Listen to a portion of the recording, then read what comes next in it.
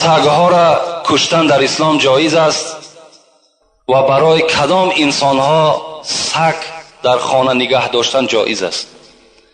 پیغمبر ما و شما حدیث‌های مبارک نویساندم، میگوید لا تدخل الملائکة بیتا فیه کلب و سوره. این ابو هریره ابی طلحه روایت میکند. حضرت میگوید پیغمبر خدا گفت که ملائکه های رحمت در خانه که سگ هست و در خانه که صورت هست داخل نمیشوند. شما ای مردم مسلمان از خاندانتان صورتهای بی‌معنی را دور کنین.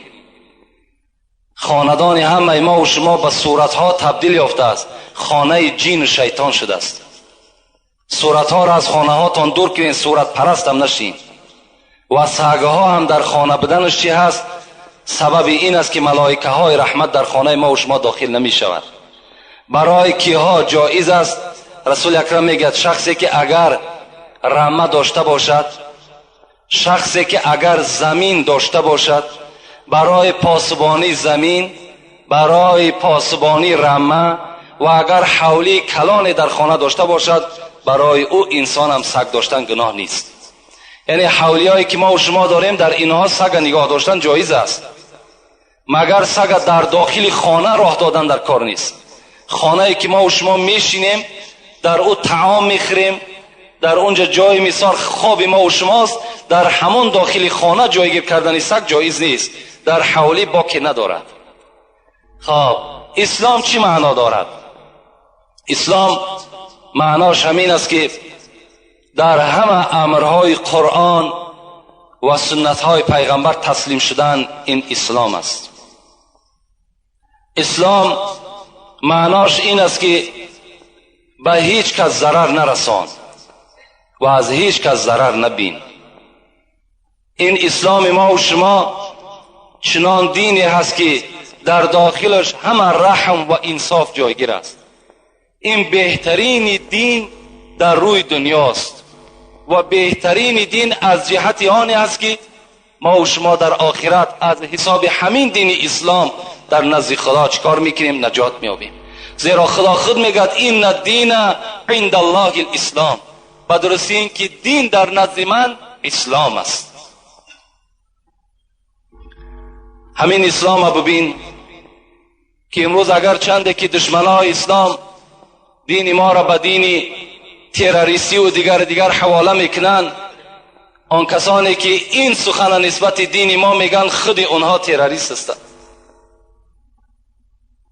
چی جای تروریستی دارد دین اسلام؟ در وقتی که امین بایزید بسطامی را ما به شما یک قصه شا بگم. از بسطام حضرت در میانش یک تخم را بست میگد برای در راه خوردن. اسلام آداب شبین، رحم شبین.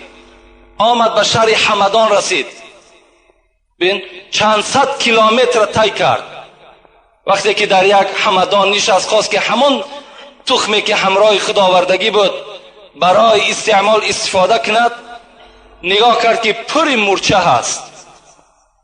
حضرت نگاه هم تا پیچوند، گفت این مورچه های همون شهر باستان هستند. شهر بستام، همین مورچه ها از شهر بستام آمدگی هستند. این من اگر در شهر حمدان حاضر اگر اینها را من کشاده کنم، اینها همه سرگردان میشوند، اینها را باید شهر خودشان بردن در کار. حضرت پس گشتن بستام آمدن، همون مورچه ها را در شهر خودشان کشادن. ببین این رحم بی انصاف بی اسلام ببین چگونه دین است. دین ما و شما دین نصیحت است، دیگر هیچ چیز ندارد. سلام علیکم داملای عزیز. سنی مذهب از شیعه مذهب چی فرق دارد؟ سنی مذهب نیو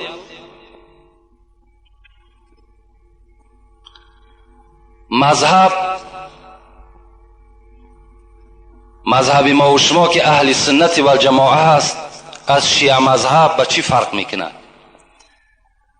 هر کسی که جانب قبله نماز میخواند خدا یکه و یگانه را میشناسد، پیغمبری او را بر حق میداند، همه اونا برادرای ما و شماست. هر جا که یک آدم خداگو باشد اون برادر ما و شماست. از شیعه مذهب ها در دشمنی کردن، دشمنی خدا کم است، با آنها دشمنی کنیم. میلش اگرچنده که تفاوتی دارن، فرقیتی دارن نسبت صحابه پیغمبر، ممکن تحقیرای دارن، لیکن برای ما و شما جدا کردن امروز اهل سنت از شیعه هیچ لازم هم نیست و در داخل این موضوع ما و شما هم کارم نکنیم.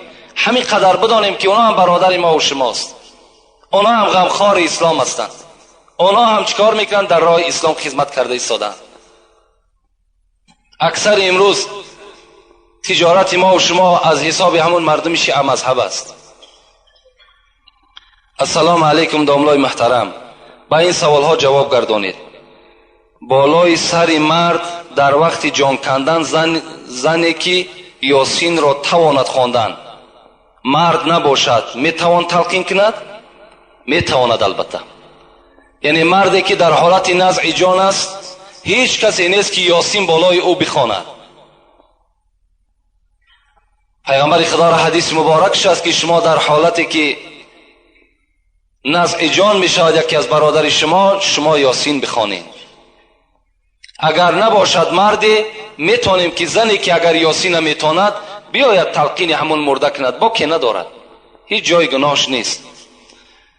دویم سوال، زن میتواند مرغ را یا حیوان کلانی را ذبح کند؟ به طریق اولا میتواند. زن برای زن کشتن مال گناه نیست. همه زنها میتونند کدام نماد حیوانی نباشد ذبح کنند. فقط برای ذبح چی لازم است؟ کاردی تیز باشد و بسم الله الله اکبر. بس از خواه مرد از خواه زن است میتواند کدام حیوانی نباشد البته ذبح کند. زن شد گناهکار میشود. سلام علیکم داملا، خواهش التماس دارم درباره جادوگرها گپ زنید تا مردم ملا را از جادوگر فرق کنند که این جادوگرها دین اسلام را سیاه کرده خودشان را ملا مینامند. آنها یگان آدم را به اسلام به نماز دعوت نمیکنند. خیلی مادام هم باشد دیگر چی جای شهر دادن شد؟ وقتی که به ما و شما را به نماز دعوت نکنند، ما و شما را به مثال اسلام دعوت نکنند و خودشان هم ملا بگیرن، در صورتی که فالبین جادوگر باشن و ملا هم نیست جادوگر هم نیست. فقط شما یک کلمه را فراموش نکنید. وقتی که در یگان جای یگان کسی را جادوگری میکرد بگین جادوگری کرد، ملاگی کرد نه. این ملاگی از جادوگری فرق دارد. این جادوگر هم در دنیا و هم در آخرت روش سیاه است. اون نه ملا است نه جادو از دستش می آید.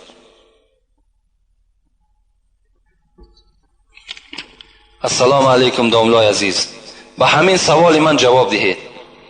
به حاجتخانه بی‌طاقی در آمدن اوبال است؟ من به حاجتخانه در آمدم، مرا یک ملا جنگ کرد که بی‌طاقی نداره. راست میگه. در یکی از فتواها ما به چشم خود دیدیم که داخل حاجتخانه انسان باید که سر لوچ داخل نشود، زیرا که حاجتخانه خود مکان جین هست و جین عادتش همین است که هر جایی که اگر یک یعنی بدن لوچ بیابد حتمی در اونجا زلال میرساند. از این خاطر این صاحب کتاب هم به ما و شما گفتن که داخل حاجتخانه که شدین شما اول پای خودت در نزد در همون حاجتخانه یعنی شرفه بتین تا که هر چیزی که باشد از حاجتخانه دور شود. و اللهم اینا نعوذ بک من الخبث والخبائث، خدایا از این نجاستی که مرا آزار میدهد خدایا این را از بدن من دور بساز. گفته با همین قدم پای چپ داخل چی شو؟ حاجتخانه شو و سر خطا بپوشان. این بهتر است برای که ضرر جین به تو نرسه. بسم الله الرحمن الرحیم. السلام علیکم داملا عزیز، من از شما همین را پرسیدنیم. ملت پرستی چگونه هست در قیامت؟ ملت پرستی را چگونه سزاوار است؟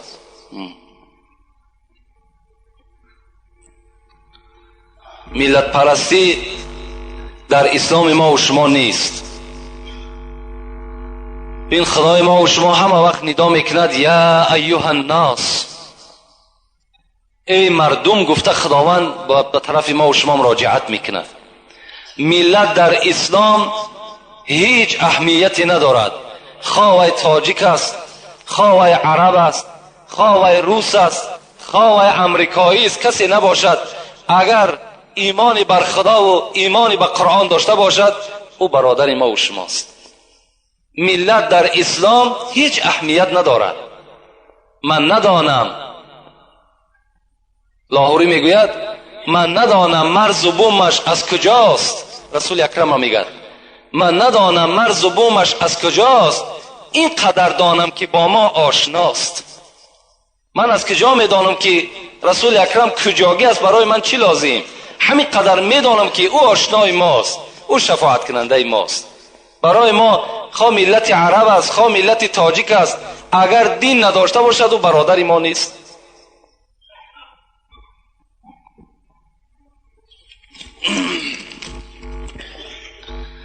السلام علیکم داملای شیرین زبان. آیا چنین طلاق درست است؟ وقتی که زن حامله‌دار باشد و در بستر بیماری خواب باشد و شوهر به عصبانیت و به مجبوری والدین او را به یگان شاهد 3 طلاق میکند و زن با او سوال و جواب نمیدهد، مرد از بیمارخانه برآمده میرود. یعنی یک مرد بوده است، زنش در بیمارخانه خواب بوده است، پدر و مادرش مجبور کردن که همان زن طلاق کن. این جوان رفته است به حضور شاهد زن طلاق کرده است. البته طلاق می شود. در طلاق کردن شاهد شرط نیست، در نکاح کردن شاهد شرط است، لیکن در طلاق کردن شاهد شرط نیست. حتی اگر تو میتونی که به خط بنویسی که مثال به عائله خودت که من تو را 3 طلاق کردم، طلاق می شود. برای این در طلاق کردن هیچ وقت کوشش نکنید، سراسیمه نشین. طلاق کردن بسیار یک کار ناخوبی هست. رسول اکرم میگوید ابغض الحلال الی الله الطلاق، بدترین حلال ها به سوی خدا این طلاق است. هیچگاه طلاق نکنید. در طلاق کردن عرش الهی میگه در جنبش میدراید. هیچگاه هیچ پدر مادر توصیه به طلاق نتین تا حد امکان. امروز ببین طلاق میتن، فردا میبینی که حاضر شدن پشیمان شدیم، نفهمیدیم، بعد از پی فتواکاوی میشوند، بعد دیگر ملاکاوی میشود. چی لازم؟ یک زندگی حلال خطا و زندگی حرام چکار میکنی؟ البته آلوده میکنی. هیچ وقت به طلاق کردن شما سراسیمه نشین. یک سوال دیگر جواب میگیم به همین. السلام علیکم داملا. مرد به طلاق زن قسم خورد، گفت من به زنم خانه‌داری نکنم. به 3 طلاق زن قسم خورد، زن حیض دید. اگر به قسم میخوری که زنم 3 طلاق فلان کار نکردم، در اصل کرده باشی، زن طلاق شده است. فرق ندارد. شما به زن طلاق قسم که خوردین، زنتون طلاق میشود. او چی لازم؟ قسم دیگر نیست، فقط باید همین زن طلاق ما و شما قسم بخوریم. فرق ندارد. او حیض میبیند، او زن حامله دار است، او زن بچه میزاید، یا 2 بچه میکند یا 3 بچه میکند، چند تایی بکند، طلاق است. لفظ طلاق گفتی زن طلاق میشود. دیگری بچه کردن او، حامله دار بدن او، حیض دیدن او، اینا هیچ به لفظ صریحی که از زبان ما و شما میبراید هیچ دیگر تاثیر ندارد. باز تاکید میکنم که دور باشین، طلاق نکنین. تا حد امکان غضب کنین. اگر یکی مبادا یگان کار یگان مهماتی برآمد، میلش یگان غضب و یگان کار مثال یگان آداب است، ادب دادن است، یا یگان کار دیگر پیشه کنین، لیکن طلاق نتین تا حد امکان. خدا عاقبت همه ما و شما را بخیر بسازد. از ثواب و ثمره این امر معروف و نهی از منکر خدایا نامه اعمال ما و شما را پر از ثواب بسازد. مرادها و مطلوبهایی که در دل دارین خدای با فضل کرم خودش برآورده خیر بسازد. این برادری که در اینجا خیر کرده با امید آنی که در حق مادرشان دعا کنین، خدا مادرش رحمت مغفرت گورش پر نور بسازد و فرزنداش خدا عمر درازی با برکاتی با توفیق نصیب روزی بسازد. ربنا افتح بیننا و بین قومنا بالحق و انت خیر الفاتحین برحمتک یا ارحم الراحمین. خیر احسان هایی که در اینجا شده است اینها را خدای مهربان به درگاهت مقبول بسازی و ماه مولود پیغمبر خداست. این بندگان خیر احسان کردگی را خدایا به شفاعت پیغمبرت موفق بسازی.